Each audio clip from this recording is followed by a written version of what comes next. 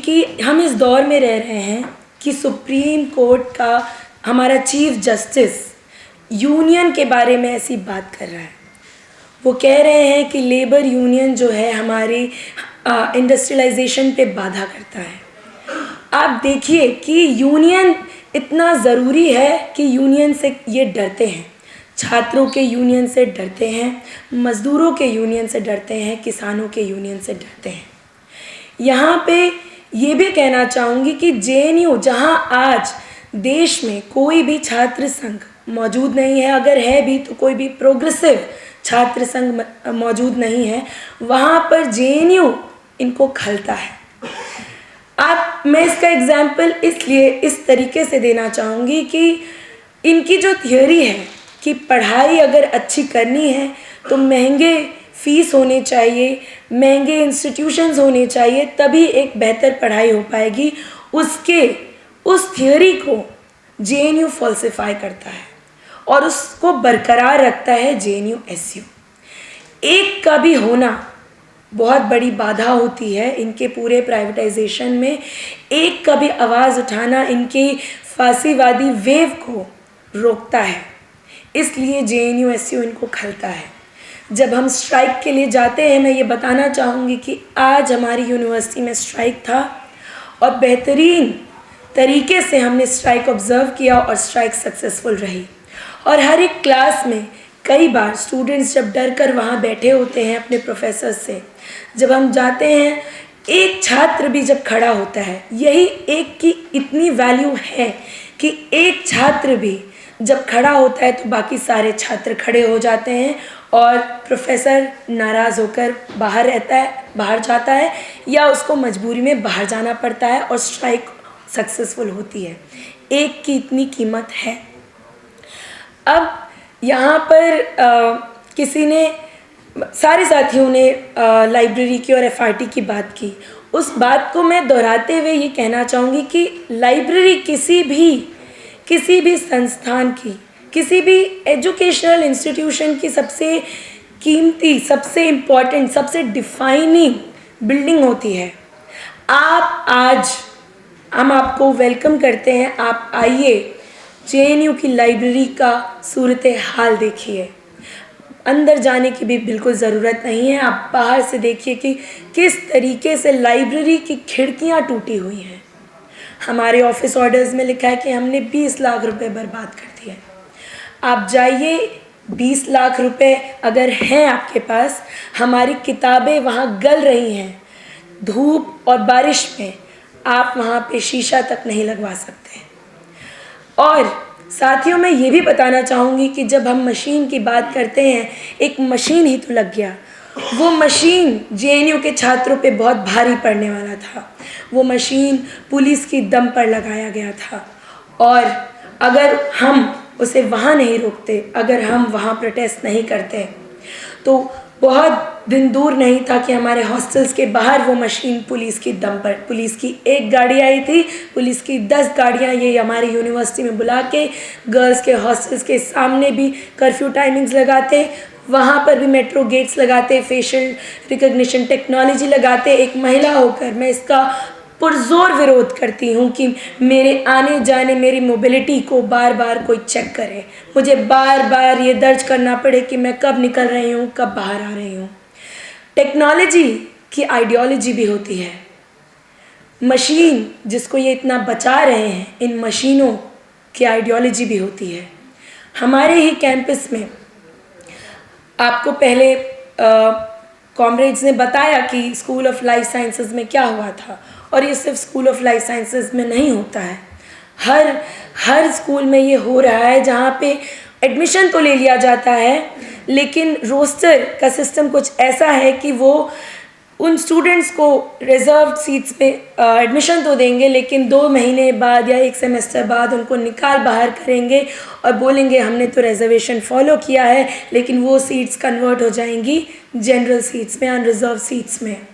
सिर्फ इतना ही नहीं, ये इत्तेफाक ही है कि क्या कहें, आप खुद डिसाइड कर लीजिए कि जहाँ भी ऐसे केसेस आ रहे हैं वो सब मार्जिनलाइज्ड कम्युनिटीज़ से या तो पीडब्ल्यूडी स्टूडेंट्स हैं, महिलाएं हैं, दलित हैं, ओबीसी हैं, ऐसे ही छात्र क्यों अचानक से इंटरव्यू लेकर आप उनको एडमिशन देते हैं और फिर उनका मेरिट ही कहीं गायब हो जाता है आपसे पढ़कर। इतना ही नहीं, हमसे वीसी डरी हुई है क्योंकि हमने हर एक बात पे सवाल किया है। हमने इस बात पे भी सवाल किया कि क्यों जब हॉस्टल का एलोकेशन होता है तो जो रिज़र्व सीट से स्टूडेंट्स आते हैं उनकी वेटिंग लिस्ट इतनी लंबी क्यों होती है। जब प्रेशर क्रिएट कर पहले हमसे कहा जाता है कि हम नहीं करते, सॉफ्टवेयर करता है। जब हम उनका पीछा नहीं छोड़ते तो कहते हैं कि सॉफ्टवेयर में थोड़ी कमी है, थोड़ा इम्प्रूव करना है। 20 लाख रुपए एफआरटी के लिए है आपके पास पैसा नहीं है कि एक सॉफ्टवेयर आप बना पाए जहाँ पे सबको बराबरी के अधिकार के साथ हॉस्टल मिल सके, रहने की जगह मिल सके। जेएनयू आज जिस हालात से चल रहा है, आप ये देखिए कि पूरे सरकार की, हमारे वीसी की, पहली बात तो मैं ये भी कहना चाहूँगी कि जितना भी हमने वीसी और उसके साथ साथ उसका जो किचन कैबिनेट है, हमने जिनसे भी बात करने की कोशिश की तमाम मुद्दों पे, हमको इतना तो पता चल गया है कि इनको ये पता है कि जितना ये परेशान करेंगे स्टूडेंट्स को, उतना वहाँ से उनको तमगे मिलेंगे। इतना हमें पूरी तरीके से पता चल गया है कि उनका काम है। शांति श्री को भी पद्मश्री चाहिए मामी डाला की तरह, इसीलिए वो हमें परेशान कर रही है और we will fight back, that is there. But कुछ और बातें भी हैं मेरे पास कहने के लिए। हम आपको बताते हैं कि आप जान रहे होंगे कि ये कोइंसिडेंस नहीं है कि जब यूजीसी के इक्विटी रेगुलेशंस के लिए देश भर में मुहिम छिड़ रही है और जेएनयू में भी मोबिलाइजेशन का कॉल दिया जाता है, उसके एक दिन पहले हमें रेस्ट्रिकेट किया जाता है। खैर, जेएनयू तो जेएनयू है, मोबिलाइजेशन और ज़ोरों शोरों से हुआ था, लेकिन आपको हम मेल दिखा सकते हैं, 2 मेल किया है इक्वल अपॉर्चुनिटी सेल के चेयर को हमने, जेएनयूएसयू ने, तमाम बातों के लिए। उनका एक भी रिप्लाई नहीं आया है। हमने वीसी से ये पूछा है कि जो भी इंफ्रास्ट्रक्चर है जेएनयू में, अगर वो स्टूडेंट्स के लिए है, हम कन्वेंशन सेंटर की बात करते हैं जहाँ इस समय स्टूडेंट्स अपनी मर्ज़ी से अगर कोई भी इवेंट कराना चाहते हैं वो नहीं करा सकते हैं। वीसी कहती है ऑडिटोरियम 1 नहीं दूंगी, स्टूडेंट्स गंदा कर देते हैं। कहती है ऑडिटोरियम 2 दूंगी, जिसके 6,000 की कीमत है और जिसमें कोई फैसिलिटी नहीं है। लेकिन हमने उनसे फिर सवाल किया कि आप जाइए जेएनयू के कन्वेंशन सेंटर को बुक करने का रूल्स देखिए, वहाँ पे लिखा है किसी भी पॉलिटिकल और रिलीजियस ऑर्गेनाइजेशन को हम जगह नहीं दे सकते हैं। कैसे इस्कॉन को बार बार हर रोज़ हर हफ्ते कैसे हमारे कन्वेंशन सेंटर में जगह मिलती है जबकि हमारे स्टूडेंट्स को नहीं मिलती है। जेएनयूएसयू उनसे सवाल करता है, इसीलिए उनको परेशानी होती है, इसीलिए वो हमें रेस्ट्रिकेट करती हैं, हम उनको मजबूर करते हैं। हमने पिछले यूनियन ने भी लड़ाई लड़ी थी कि आप जो एक अंडरस्टैंडिंग बनाना चाह रही हैं जो बाहर के यूनिवर्सिटीज़ में है कि hostel is not compulsory, hostel is not given, it's not a necessity. JNU does not go by that definition. यहाँ पे हर एक स्टूडेंट का क्लेम है, हॉस्टल्स में हर एक स्टूडेंट का क्लेम है इंफ्रास्ट्रक्चर पे, और स्टूडेंट्स डिमांड करते हैं पूरे अधिकार के साथ। वो ये बदलना चाहती है, वो माइंडसेट जहाँ पे स्टूडेंट अपना अधिकार समझते हैं अपने यूनिवर्सिटी पे, वो अंडरस्टैंडिंग को बदलने के लिए बार बार यूनियन लड़ता है। उसके बाद भी she calls and says that orals means nothing. Aditi dear, उनके वादे वो खुद कह रही हैं, उनके शब्दों की कोई कीमत नहीं है। उसी के साथ इस रेस्ट्रिकेशन की भी कोई कीमत नहीं है, इस आउट ऑफ बाउंड्स की भी कोई कीमत नहीं है। यूनिवर्सिटी हमारी है, और मैं फिर दोहराना चाहूँगी कि आपने कभी किसी के लिए यूनिवर्सिटीज़ खोली नहीं है। आप बाकायदा प्राइवेटाइजेशन करना चाहते हो, आप ऑटोमेटिक रोटी मेकिंग मशीन ले आ रहे हो। लैब्स में इक्विपमेंट्स नहीं है हमारे, लेकिन ऑटोमेटिक रोटी मेकिंग मशीन आ रहा है। जब हम पूछते हैं तो बोलती हैं कि वही beggars can be choosers, Siddhanta के कोर्सेज आ रहे हैं। हम पूछते हैं कि भाई इतनी 3 महीने से आप हमसे मिली नहीं, ये बोलकर कि सिलेक्शन कमेटी में बैठी हैं, जब आप प्रोफेसर्स को इतने जांच पड़ताल से सेलेक्ट करके ला रही हैं, हमको उनसे पढ़ने भी तो दीजिए। वर्कर्स स्टाफ नहीं है हमारे कैंपस में, कॉन्ट्रैक्ट। फिर हम यूनियन के बात पे इससे जा सकते हैं कि किस तरीके से कॉन्ट्रैक्ट पे वर्कर्स को रखा जा रहा है, परमानेंट वर्कर्स को निकाला जा रहा है, हरास किया जा रहा है। हमारे जो पीडब्ल्यूडी साथी हैं, लिफ्ट के होते बावजूद वो लिफ्ट का उपयोग नहीं कर सकते क्योंकि वीसी जो है लिफ्ट ऑपरेटर्स को हायर नहीं करती है। कोई भी सारे इंफ्रास्ट्रक्चर जो है क्रम्बल हो रहे हैं हमारे, क्योंकि ये पूरी सरकार जेएनयू के स्टूडेंट्स को परेशान करने में लगी हुई है। वो चाहती है कि हम थक जाएं, हम हार मान जाएं और हम उनकी बात मान लें, लेकिन ये जेएनयू है।